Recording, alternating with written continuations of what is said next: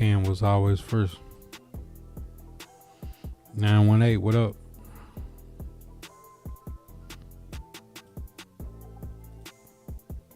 Look, we ain't gonna take all night with an intro. We ain't gonna take all night with an intro. We finna pop in here, man. God first in the chat. Kick is not working, so we not live on Kick tonight for some reason. Kick is not live. All right, we in this thing though. Sharon was popping.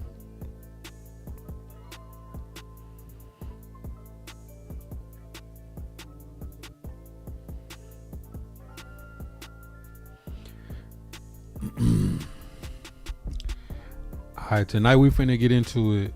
Where does Jeffrey Simmons rank as an all-time Titan? Just got the 3-year extension, $35 million a year, $100 million guaranteed. And I hate to say it, y'all, but undefeated. In the crystal ball, I told y'all, Peter Skoronski, Jeffrey Simmons gonna get extended. Titans spent all kind of money, made all kind of moves, moved around a lot of contracts, and by the end of this off season, after post draft, with the moves they made on June 1st, 2 moves left to be made, and Jeffrey Simmons was one of them. Getting the money extended, taking care of your best player. The player that does the most in the community, the most important player in the locker room right now, is Jeffrey Simmons, a player that came in arguably the greatest draft class in franchise history. One of the best, if not the best, interior defensive lineman in the NFL. And now, with all the changes, maybe at this stage in his career, they can get back to where they was when him and AJ came in a year where they went to the AFC title game. That's a lot to ask for, but if ever there was a Tennessee Titan, a franchise that has been known to make some blunders, re-signing players from Derrick Henry to Steve McNair, Javon Curse, a lot of people that should have been lifetime Titans that walked. Kevin Byard is another one I could think of recently, but definitely if ever there was a player that you was going to pay what his value is worth to the team, getting Jeffrey Simmons extended and now Peter Skoronski getting extended is probably the smart moves. With the Titans still, even after all the moves they made, was at the top of the league in free cap space, which was a masterclass by Mike Bergonzi. And for what anybody wants to say about Chad Brinker, what he actually did on his way out, redeemed himself to me with getting all the contracts back right, and getting this roster and this team stabilized to move into the future before before stepping out. He's up there, probably the best in the game. Titans got to get it together. But yeah, we're not gonna push too far into that because the season's gonna be what the season's gonna be. But all time, the first people that pop on my head defensively, obviously the freak Javon Curse, Mr. Monday Night, Keith Bullock, Jarrell Casey. You start thinking about guys like that in the Titans era. Obviously Kevin Byard, Samari Rolle. You would think of some of the better Tennessee Titans, Harold Landry, Derek Morgan. You think about Thornton. You just think about some of the Blaine Bishop. You just think about some of the focal points. And Jeffrey Simmons has got a chance to go down as arguably the best defender in franchise history. Yeah, I'm not live on Kick. Something happened with the dashboard. I tried for about 10 minutes and I could not get logged in. And it's kind of late already, so I was like, let me go ahead and make sure that we get this in, because it's not every day you actually have a topic to actually shop talk on when it comes to the Tennessee Titans in the offseason. As I've said this summer, I'm not going to keep going live or regurgitating what happened in practice every day. I don't think that's important. But a conversation like this, I do think is important. I already dropped a reel on it just to kind of get people's thoughts early before I went live with it. But huge contract, biggest defensive tackle contract in NFL history. I think it couldn't happen to a more deserving player. And I think when you think about what this means for the franchise and what this means for Jeff Simmons, a player who came into the league, he fell in the draft because of some off the field issues that he had that got cleared up. And there's a lot of the fan base that look at him the same way that when Tavondre Sweat came in, or some of the players that fell in the draft in recent years, and you think, is this guy did we get a steal, or do we get a top 10 talent that fell, or is this guy's character issues gonna come back to bite him? And this guy is like probably the poster child for somebody who came into the league like that, who removed the doubt pretty quickly. When you talk about what he does in the community with his foundation, always being up for Walter Payton Man of the Year, does a lot in the community, means a lot to the franchise.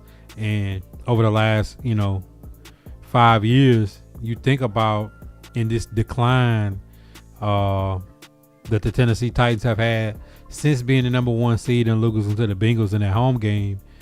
You just think since that time, Jeffrey Simmons is probably the only player outside of like the end of Derrick Henry's run here of who on the field jumps off the page when you're watching them. Like, who's going to be that player on Madden that has a X factor, a superstar trait? And Jeffrey Simmons is the only one you could think of, like offense and defense. And I'm just glad that he wasn't another Titan that I get to watch go to the Ravens or the Eagles. The Tennessee Titans have this thing where they love sending their best players to the Eagles and the Ravens at the end of their career. And I think right here, while he's in his prime, this could be the turning point in the franchise, that the Tennessee Titans finally have a homegrown talent that grew into a superstar. They got the attention of the league, that they didn't lose him for peanuts. Derrick Henry walked. A.J. Brown basically traded him for Traylon Burks and a later round pick. We've been on the bad end of letting players go. A.J. Brown went to 2 Super Bowls. D-Hop got traded mid-season for a bag of peanuts and wound up going to a Super Bowl. Derrick Henry, leaves the Titans. We get nothing back, and the guy runs for 1,900 yards the next season, 1,500 and 1,800 the next 2 seasons with the Baltimore Ravens. And you just get tired of seeing it. You've seen Javon Kearse leave. You see all these players, Derek Mason, Steve McNair, over the years, Chris Johnson, all our stars leave. And maybe this could be the turning point. We have a superstar player on the Titans that actually stays, and the franchise actually values him and puts some faith in him, that just like he pushed the franchise up when he first came into the league, that he'll be here to see this thing turn around and go from a team that went 3-14 in the previous season. So I'm happy for Jeff. Like, I think this is a big moment for the Tennessee Titans, like a full circle moment. Rabbit, what's up? World Cup. Yeah, World Cup is huge right now. Everybody's into the World Cup.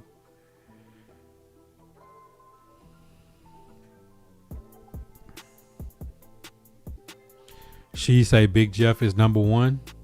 What does your list look like of all-time defensive Titans? Like, what is your list? I've seen some people make some top 10 Titan lists. And then the question becomes, like, do you add Oilers players Oilers era players, or is we just talking Tennessee Titan era players? If we talking total franchise, and the game kind of changes, because I don't see a way where you don't put Warren Moon in your top 10. If we're talking about all time, things can kind of get out of hand and can change. But I say if we just talking Titans era, like I would say he surpassed Jarrell Casey, and that's saying a lot. And then Javon Curse, I think if Big Jeff finishes his career and like plays a full decade as a Titan, like I think he'll go down as the number one. Cliff, what's popping, man? Nick.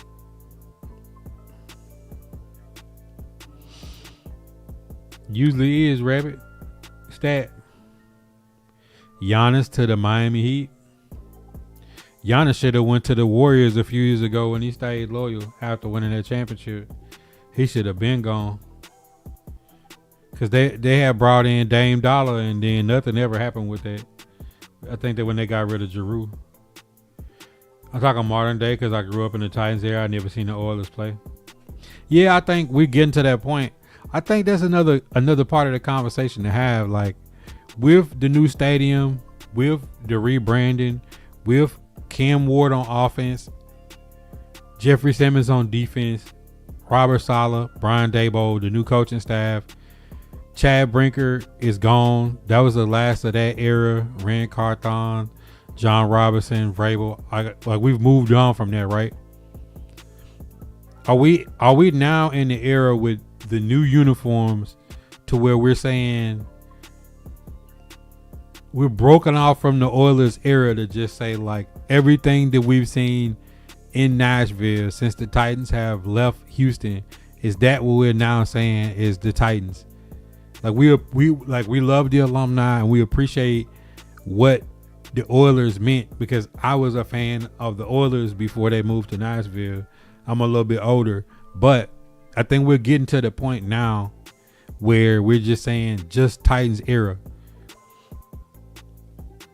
with this new uniform, and hopefully this team and this Cam Ward's rookie deal can make a solid run to where we can just close the chapter and say like this is the Titan era.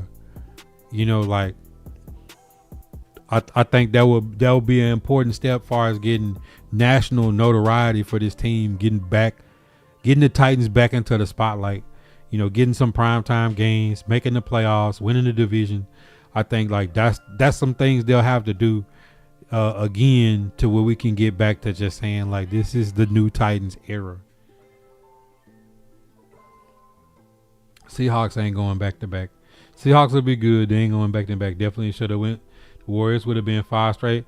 I mean, imagine if Giannis would have went to the Warriors when Clay and Steph was still there with Dre. Like that would have been a mean little run.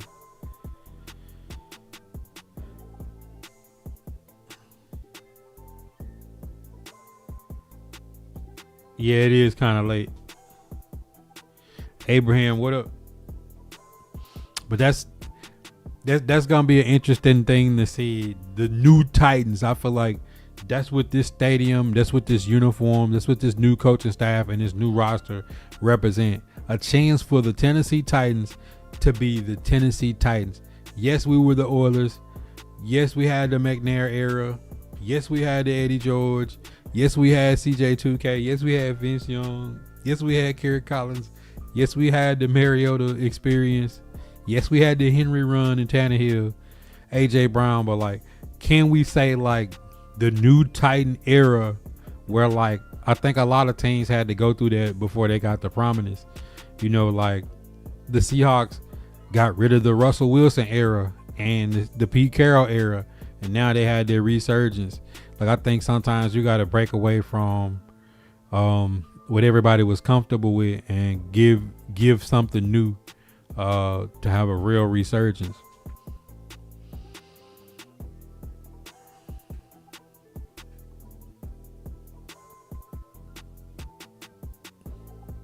Didn't want the KD treatment. I don't know why. Like that's a thing, and I'm gonna say this, and this might sound crazy. Like that's a thing in culture.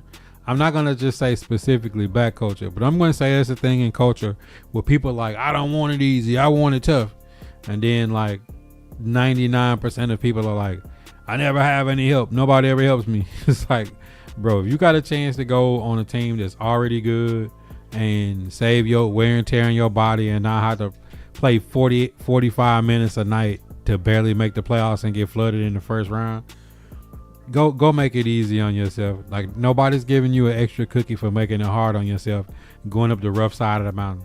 That is not what the new era is all about.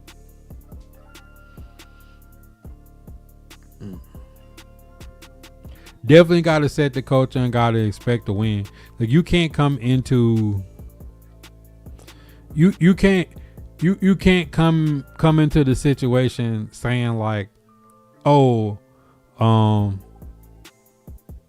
like we're just gonna see how it pans out. Like they've made the investment.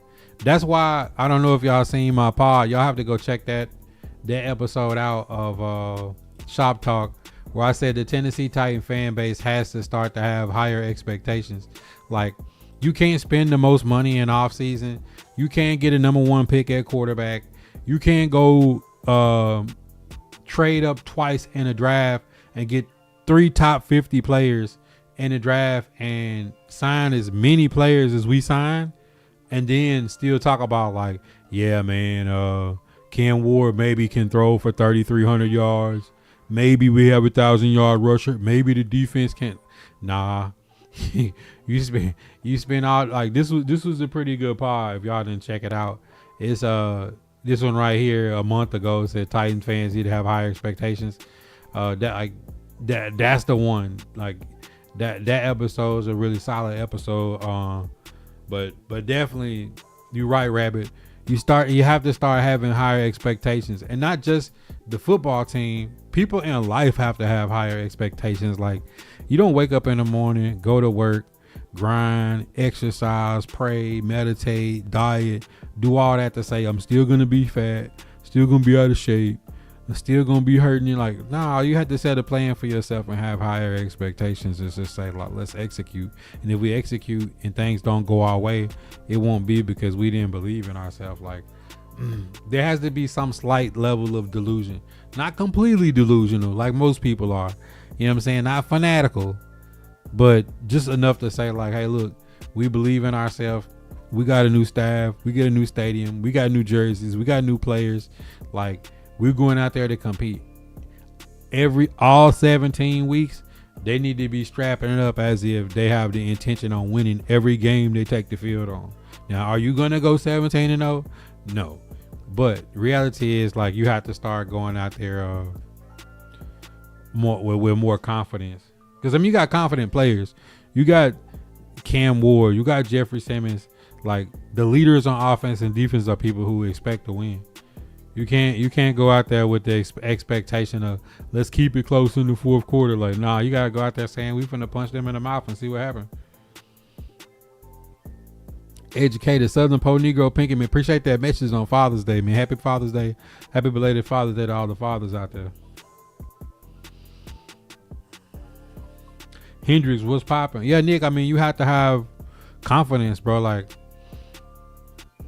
Like just in life, you have like, it's like walking up and you're gonna greet a female and you don't think she's gonna talk to you. Like that's not how it works. You don't walk into a job saying like, maybe they'll hire me. Like, nah, I'm prepared. I'm here. You know what I'm saying? Like I'm prepared to win. I expect to win. Like that's how the Tennessee Titan fan base got to be. Because if you ask anybody right now, 9 times out of 10, people don't have high expectations for the Tennessee Titans. They're like, like can't be a bottom feeder forever, bro. Yeah, Giannis going to the Heat. I mean, the NBA at this point, we expect this out of the NBA. Pretty much every offseason, we expect the NBA to start shaking players up. And Brown on the Celtics wants out, so I'm pretty sure that we're gonna see Jaylen Brown get traded at some point. He wants out. I think he sold his house. So don't be surprised if we see Jaylen Brown be on the move too as well. Nas, what's popping? So we're gonna take a look at Jeffrey Simmons. Oh, they didn't even got it set up right. Well, here it is. They do kind of got it set up. You can kind of see 20 million base, 23 million base. Got the signing bonus, got the restructure roster bonus. Hey, it must be nice to have a $500,000 roster bonus. But I mean, this is my thing though. Like, when I have people that say, man, he ain't worth the money. Like, bro, if we paying Dan Moore $26 million this year and he's $39 million in dead cap, bro, I'm perfectly fine with Jeffrey Simmons making more money than Dan Moore. Like, I'm almost prefer that. I don't want Dan Moore to be the highest paid Titan on the team right now. Like, even though I believe that Dan Moore will have a better year this year than last year, but yeah, that's when people start like talking too much about positional value, and y'all seen people backtrack and decline on that conversation of positional value in the last few years. You pay your best player, and if your best player is Jeffrey Simmons, and you give him the chicken. You know what I'm saying? Like, you don't lose Jeffrey Simmons or have him sitting out or divide your locker room over whether or not you want. If you can blindly give Dan Moore $82 million, you can blindly give Jeffrey Simmons $100 million guaranteed. Like, you blindly can do that and feel confident. Okay, so you finna move up in the draft watch. You was in the mix just now. Who will be or need to be a Titans breakout player? Here, I'll pull it up for you so you can see in real time. Y'all know I'm a visual guy. Not a lot of content creators are visual guys, but I'm a visual guy.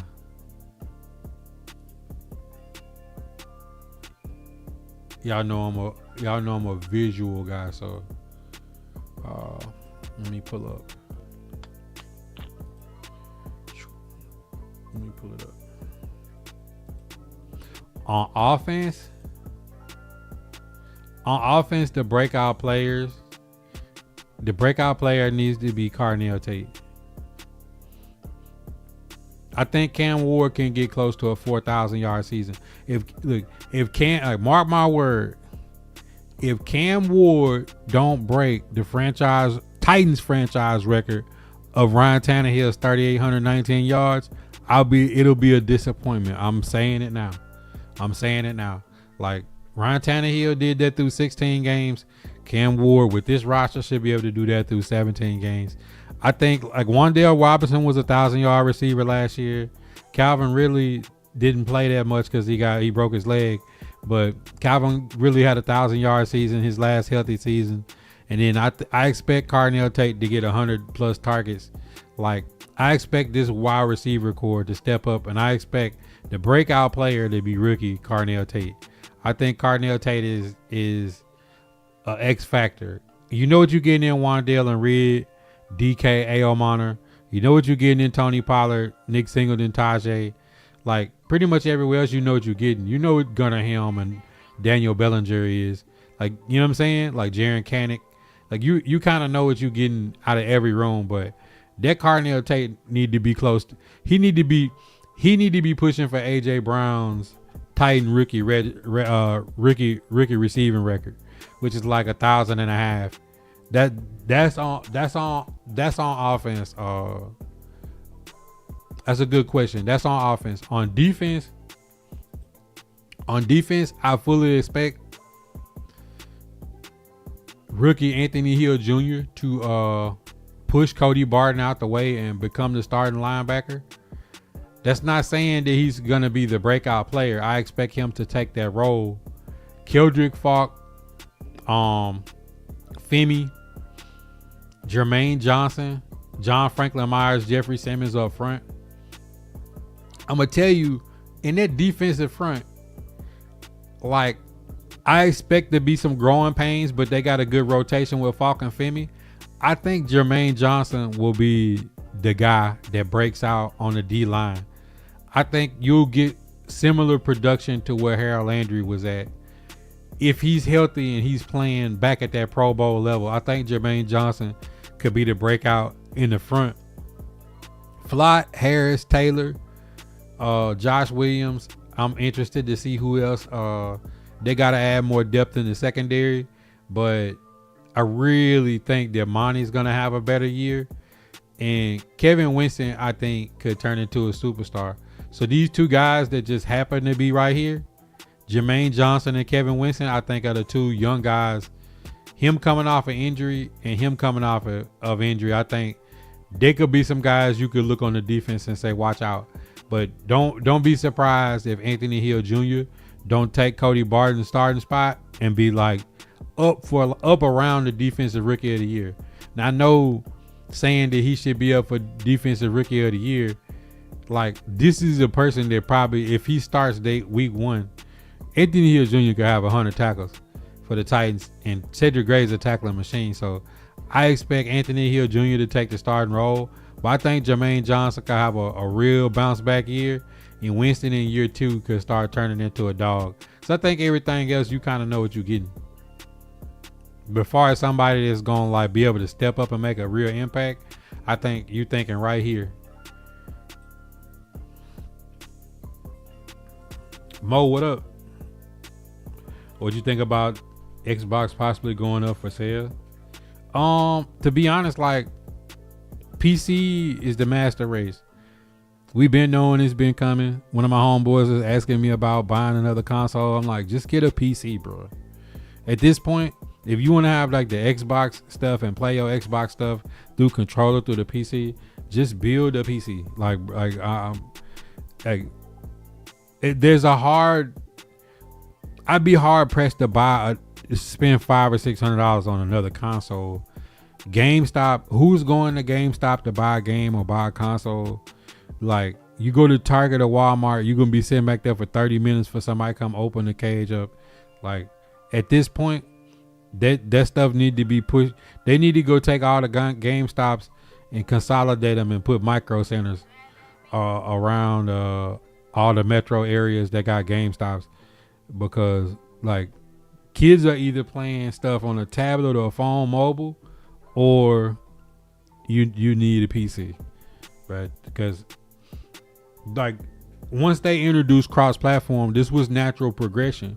You know what I'm saying? Like hardware is being removed. Like nobody's looking for a digital camera unless you streaming and you got one on a DSLR. Nobody's looking for an iPod. You got all that in your phone. You know what I'm saying? The same way as in the future, like you won't be looking for a console. You'll probably be able to tap in and play your games mobilely or play it on a PC. You know what I'm saying? Like consoles is just like, there's not going to be a real benefit to them in the future. And if you're streaming and making content, it's going to be more powerful on the PC anyways. So I think we'll get to a point in the future where everything's DLC. You know, like it took so long for GTA 6 to even drop and still hasn't dropped. Cyberpunk, you think about like Madden, College Football 2K is already introducing, like with the premium reward monthly thing they're doing, they're already introducing to you to have you paying for DLC. You know, The Witcher, Fallout, most of the games now is just like DLC upgrades. At some point, I just think that like consoles is going to be obsolete. You're going to have a PC and you just going to pay a service, just like cable TV is gone. You pay streaming services on what you want to watch, whether it's Netflix, Hulu. They start putting boxing fights on Hulu the way Disney and ESPN work. YouTube TV, all this stuff. Amazon TV, Amazon buying into NFL. When you watch the World Cup in NBA, how it's all over the place. You got to go over here to watch this and go over here to watch that. Like, I think it's gonna be the same with gaming. It's just gonna be like DLC downloads to a PC.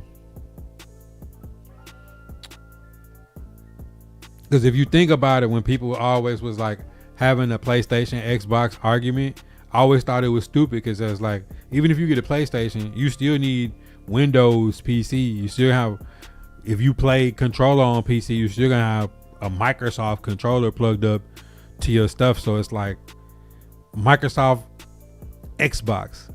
It's like them just saying like, all right, it's just Microsoft and you know, kind of like going into the natural progression of where things is. It's like the people that don't know that Converse is owned by Nike, or these places kind of roll into the bigger part of it, which is Microsoft. So it's like if you have some Microsoft Game Pass connected to your PC, like you deep down know that it's Xbox. It's just, you know, them moving into a way that makes more sense financially for them.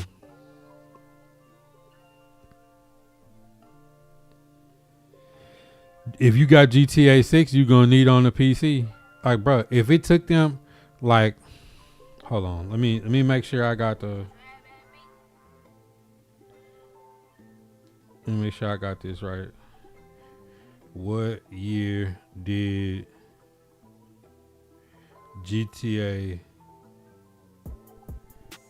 5 release?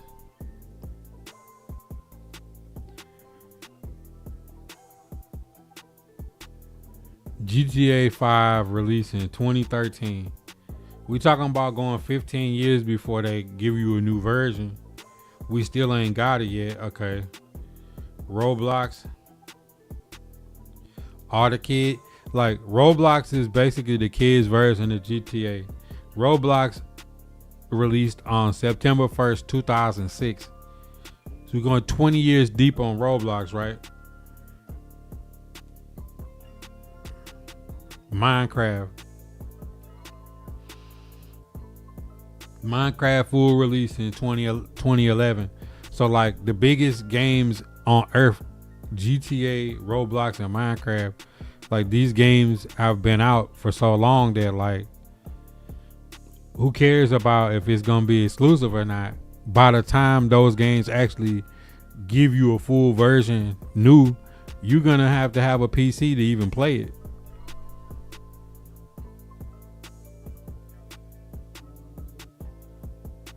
I just hate GTA 6 won't drop on PC for about a year at least. Only way you're going to get Zelda Ocarina of Time remake is on Nintendo Switch 2. Rabbit, trust me, they'll license and lease it out. Like, if everybody got off console and consoles was slightly obsolete, they probably could release some DLC of Zelda to where you could play it on PC. Where you got like, just like TV, you want to watch the boxing, you gotta have Peacock, or you gotta have Amazon Prime, or you gotta have Netflix, like premium or something. Like, they could just do that. Just think about the number of people who don't have Nintendo Switch, who got PC, who would just pay a monthly fee to just play like exclusive Zelda on PC. We gotta start thinking about the future of like how things are gonna be. You know what I'm saying? Like, it's like you go somewhere and buy a $50,000 brand new car off the lot, and you don't got a CD player or a tape deck in it. The first person who did that is like batting their eyes. Like, last year was the last year that they made stick shift Porsches.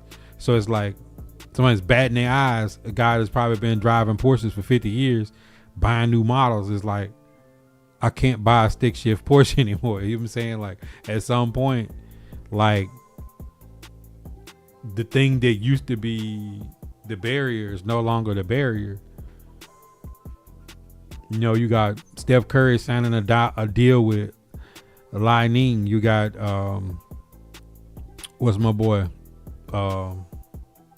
Shai Gilgeous-Alexander signing a deal with Converse instead of going to any of the other brands that was after him. Shaq was after him with Reebok, and then they made him like CEO over basketball of Converse. Like, not only does he got a shoe, he get to run all this.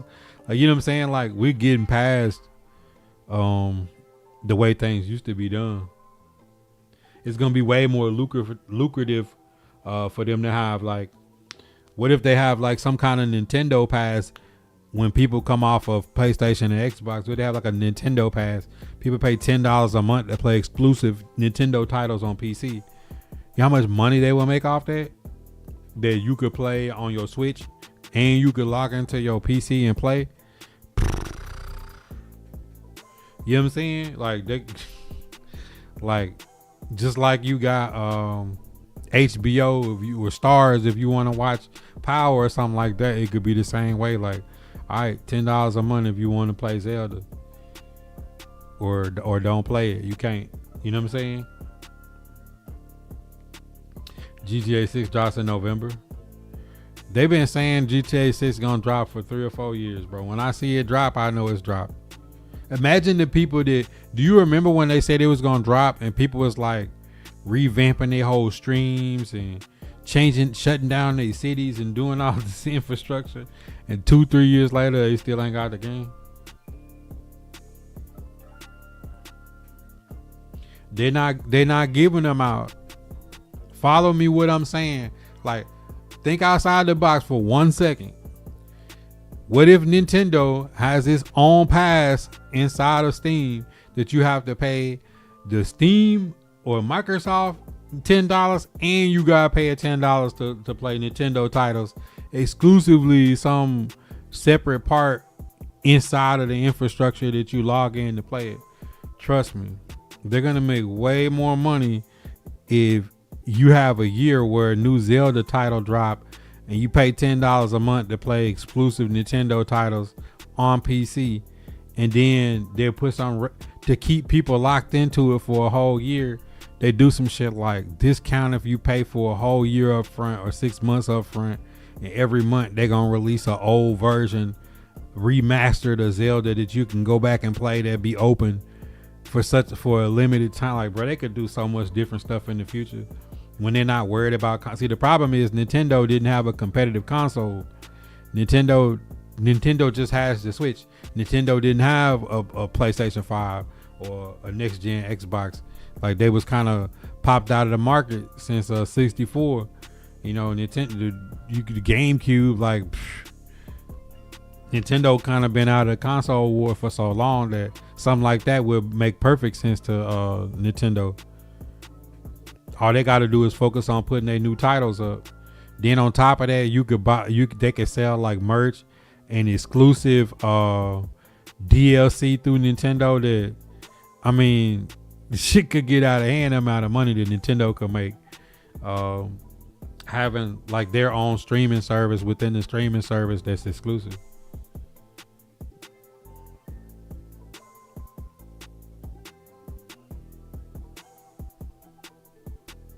But I'm saying we're getting to the point where, like, it used to be to build a PC to game on was so expensive that people was priced out of the market, so that's why people play consoles. And you gotta think, we're not just talking about America. America is a small part of the demographic. India and East Asia is a mobile society when it comes to gaming. When you talk about like Japan and China and the UK, the moment is now that you can build a gaming PC cheaper than you can buy a new Xbox or PlayStation. If they do a PlayStation 6 or Xbox XX, the shit gonna cost $700-800. Like, you can go build a gaming PC that's more powerful, long as you got the memory to run it in the internet. Like, we finally the rubber in the road, man. You gotta remember, when the streaming era hit, you probably had to spend $3,500-5,000 on a PC to be able to run powerful PC titles at the time, and the internet wasn't there. Now we got fiber. The only thing that's really expensive with PCs now is graphics card and memory, bro. Like, people can go a brand new Xbox Series X $500-600, and then you gotta buy a controller and shit. Like, you could go build a gaming PC that could run that. At this point, the technology has caught up to where, like, Nintendo doesn't need console exclusive. They just need to have their own streaming service. It's like it's like a rapper that's waiting for the label. They don't need the label no more. They got to worry about that. Nintendo can just go put their shit on Apple Music and Spotify. They just skip over all the bullshit. That's what I foresee in the future. The EA will have an EA Pass where all the EA titles will be exclusively streamed for a certain amount, where maybe you don't buy Madden and you don't buy college football, you paying $20 a month to stream all EA titles. The same way it would be Nintendo would have their own, the same way the 2K would have their own. I think that's what we're looking at in the future. The same way it is with TV networks. Like, you pay for the shit you want to watch, and everything is ran off a PC. I think that's where we're going.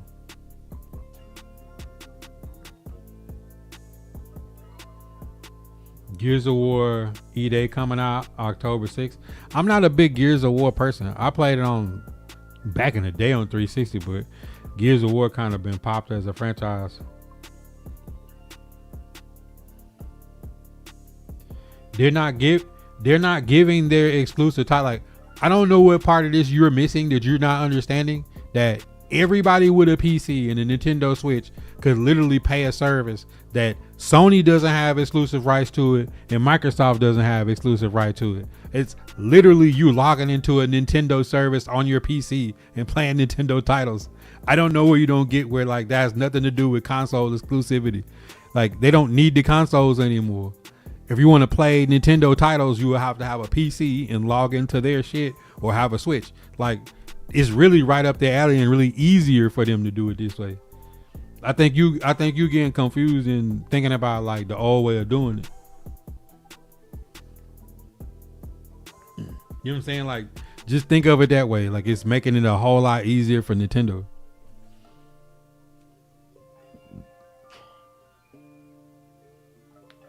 They're basically cutting the middleman out.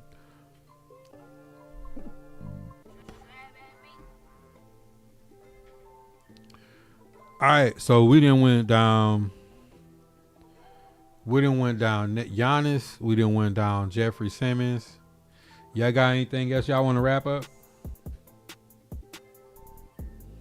Y'all got anything else y'all want to rap about? We've been in the shop 45 minutes. I appreciate each and every one of y'all being here. Make sure. I just dropped my my latest thrift video. We hit 100 sales on eBay last week, so I dropped a video for that. Me and Rich Black Man hopped in the lab and got busy and found a new way to put a new schedule of how we want to do content, which is almost like Vlad TV-ish. Record offline, drop it in parts, drop the full thing maybe like once a week or every other week, and then I'm going to be adding my audio to Apple Music, Spotify, iHeart, and Amazon as an audio podcast. I'm setting that up currently, so when this season starts, Shop Talks will go, the audios will go up where you can listen to it as audio, as well as me dropping it like this, and I'm slowly organizing the content to where of how I wanted to be put out to be consumed. Cause one big thing, it was a guy in the comments, and I'm gonna pull this up so y'all can see it. And see, this is the beauty of doing new content and doing things a different way than you used to. You get new people to comment on things that you do that's different. And I know a lot of times people think, like, I'm past the point of like going back and forth with people and things like that. I more be wanting, like, people don't realize that if somebody comments, that's the win. And somebody who normally wouldn't comment on something that we've done, is we getting new people to comment. And I just have to put this out there, like, if I reply to everybody, so I hope nobody out there in the content world it takes offense to me replying, because I've learned to put to put a little bit more medicine in the food, so to speak. Y'all know that. All right, so this mainline radio.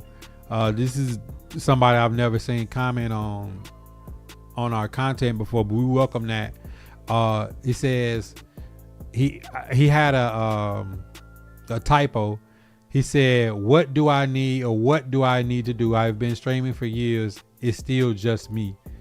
And I asked him the question that I ask a lot of content creators: do you watch your own content? I watch every time we put a pod up. When I'm in the car, I watch it because I'm like, would I listen to me? How's the quality? Is it something that interests me? When Rich brought in this concept of doing pods on Riverside, when we do 2 bands or 3 bands, pause, like that, when you're watching it now, it'll go to Rich's face when he talking, it'll go to my face when he talking. Like it interjects, it goes back and forth. Sometimes they put us both on the screen.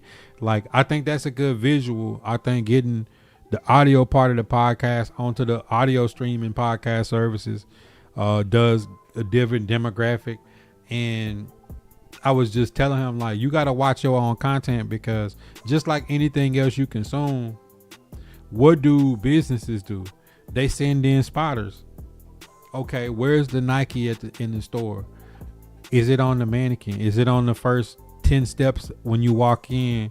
Like, what do you have by the counter to help sell, add on to sales? You go to the movie theater, they got all the candy right there in front of your kids, and you told them before you got out the car, we ain't buying no candy, but it's like literally a maze of candy for you to get up there and give them your ticket and get popcorn. So it's like point of purchase sales, POP sales is kind of what you want to do with your content. Like, are you putting clips out?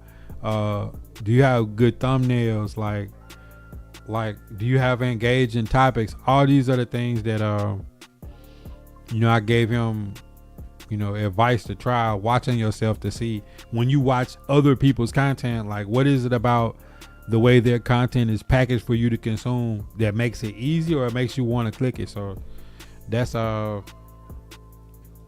I definitely always happy to see new commenters, because we did have that conversation about like why we closed the Discord, why we stopped doing so many tournaments, a lot of different things that me and Rich got to get into a conversation about content wise. And I think those are the conversations we want to have more of going forward, and just having some fun with it.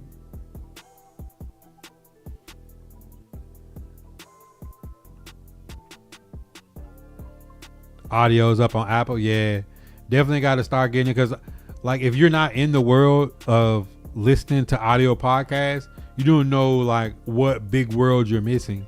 You know what I'm saying? It's almost like when you find a new restaurant and the restaurant's fire and you like, man, why I ain't been coming to this restaurant? You know what I'm saying?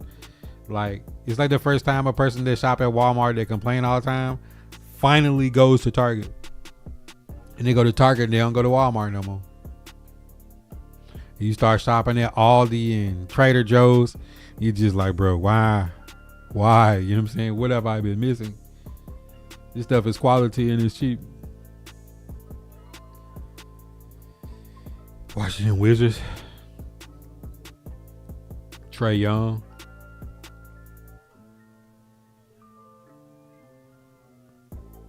Yeah, see, people do Discord, but this new Riverside is, to me, better than when I do my solos. I'm like this, but when I ask somebody, that Riverside of like it goes to different people who talking automatically, and when you're done, the AI builds you like 5 chapters and 5 clips already. Like, it picks up on every time you ask a question and builds its own chapter, or builds like you literally. Like, after we exported, when we stopped the pod, probably like 5 minutes after, it had everything broken down into an email. So it's like, and it was the AI labeled it. So like when I went to my downloads, it wasn't like XYZZQQQQ video. It was like Buddha asked this, Buddha says next level. Like, it literally breaks it down. Like, wow, it's actually kind of crazy. It helps you a lot, especially if you don't have a bunch of moderators to go back and clip these things and label it for you. Like the big creators obviously have, basically clippers and people that basically do that for them. But, being a one man band, man, you got sometimes a old dog got to learn new tricks like using AI and different platforms, been recording using Discord and OBS forever. But if you can record in something new that with that Riverside, also if I want to add somebody to, one of the things that we've had problems with Discord, people jumping in and out and it's still in your camera. With this, I can just make a link and send it on my phone and add somebody to the call that way, where nobody else can hop in but that person who got the link. So they don't have to download Discord or worry about cutting their camera off or doing all, like literally just click the link and it'll pull them in. So I think that's an added thing that, like, as the season starts, I want YouTube Premium. I'm probably gonna get YouTube TV back for football, and then I'll probably add in that Riverside as a service, and then I'll be able to consistently put out all the content I want, which give me more time to put. It gives me more time to do more thrift, long form videos. I've been putting the shorts out. Thrifting is going crazy. Today was a crazy day thrifting, bro. I'm just not even gonna cap. That's a blessing. When you look up on that phone, it's like ting ting ting. I think I had like 5 orders.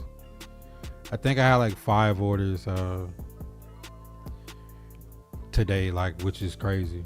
Like we getting 5 orders a day. Like, I'm gonna be feeling real good. Oh yeah, for sure. Like you go to Sprouts or Whole Foods, and you go to Whole Foods and like Whole Foods got huge pieces for $5 or something. Like, you know what I'm saying? Like, it's like the first time you figure out how to work an air fryer, things like that change your quality of life. Oh yeah, them Mexican commentators for soccer be wild. People don't realize how huge soccer is as a sport globally.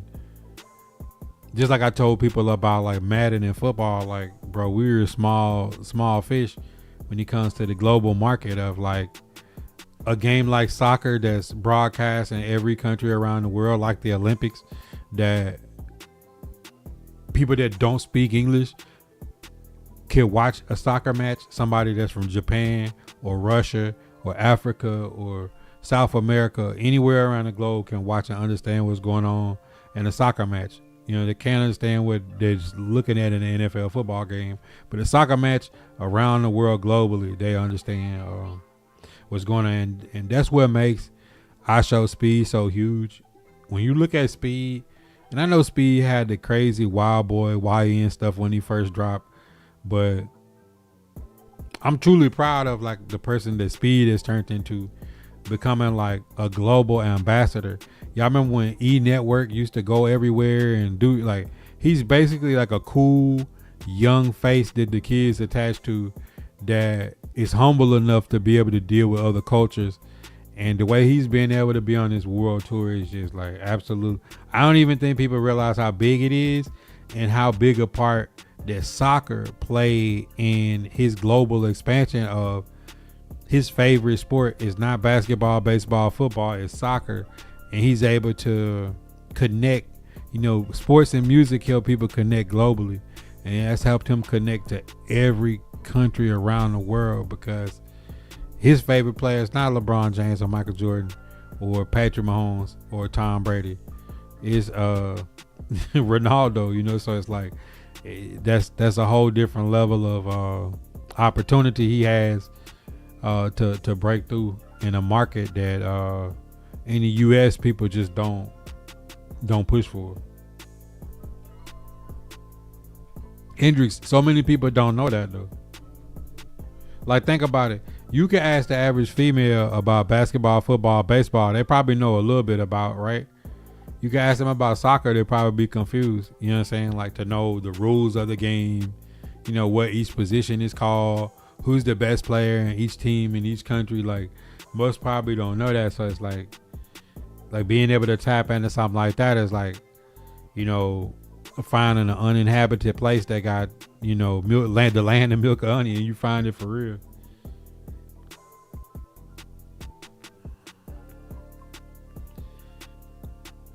Hendrix, you been going in on the soccer parlays. I gotta get more on the prize picks and stuff on the soccer and baseball and stuff. Instead of just waiting on football season, y'all be in there tapping in. Oh, for sure, Rabbit. All right, y'all got any more questions? We nearing an hour in the shop.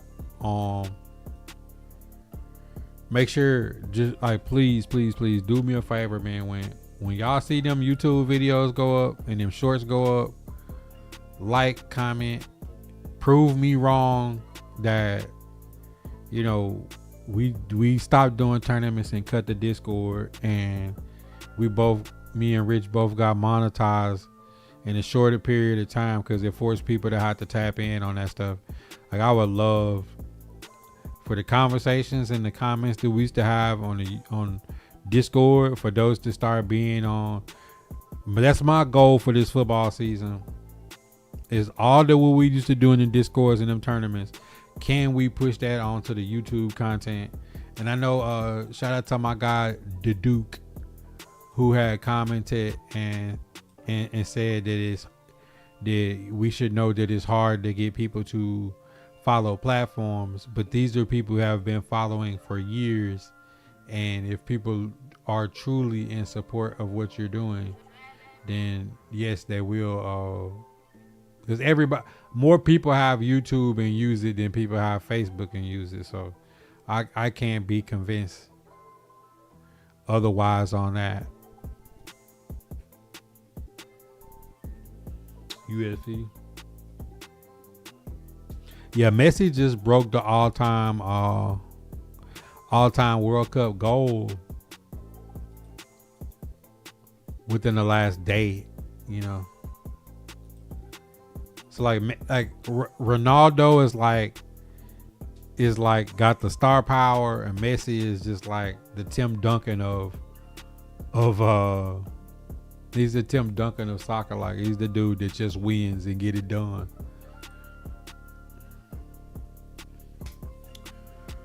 All right, man, that's an hour in the shop. I appreciate y'all, man. Make sure y'all still engaging on the offline content. I will be posting more. I realize that now I like to put a lot of, I don't know about putting my thrifting shorts. My thrifting shorts on YouTube just don't do good. So I think I'm just going to reserve that for Facebook and TikTok, and just keep my because the numbers came right back soon as we got off of videos about. So I just do the long form videos of thrifting on YouTube, and that's why I say watching yourself and watching the analytics and saying, you know what, Facebook and TikTok is where I post my thrifting content, and I'll just skip it on YouTube. We'll keep YouTube to the bread and butter. Q. Argentina game earlier today. For sure. All right, man. Y'all some goats.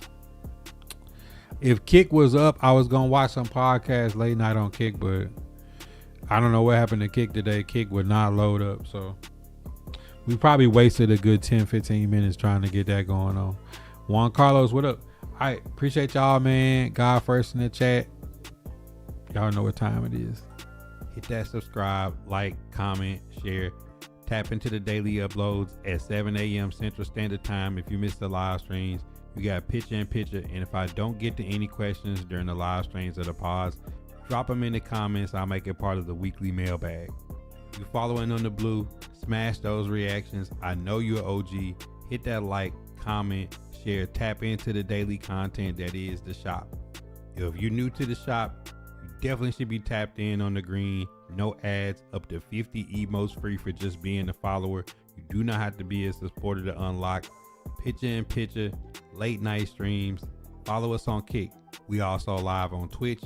Look out for the drops, as well as if you have Amazon Prime, it's free $99 to sub to the channel once a month. Don't let Jeff Bezos stick that money back in his pocket. If you don't use it on the shop, use it on another content creator that you like. I still call it Twitter, but follow us on X. We tweet back. Yo, if you missed the daily shop talks, make sure you tap in for the late night cap on the purple and the green. The Discord is always open. Outside of subs, donos, and cash apps, there's also another way to support the content. That's by grabbing a trucker hat, a bandana, hoodies, the classic barbershop, Vibe Nation, right out of the official merch store on Tactic, formerly known as Geeks Unleashed.